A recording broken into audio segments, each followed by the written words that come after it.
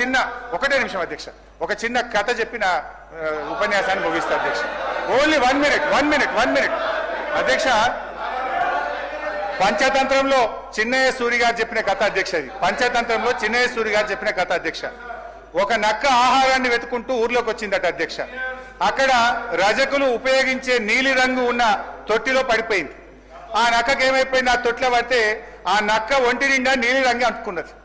ఆ నీలి రంగు అంటుకున్న తర్వాత అది మళ్ళీ అడవిలోకి పోయింది. ఇదేదో కొత్త జంతువు అనుకొని అడవిలో ఉన్న జంతువులన్నీ భయపడ్డాయట అధ్యక్ష. ఈ నక్క కూడా ఇదేదో బాగుంది, అందరు నాకు భయపడుతుందని నేను దేవుడు పంపిన దూతను ఈ రోజు నుంచి నేనే మీకు రాజును అని ఆ నక్క అన్నదట అధ్యక్ష. జంతువులు భయంతో అంగీకరించాయి.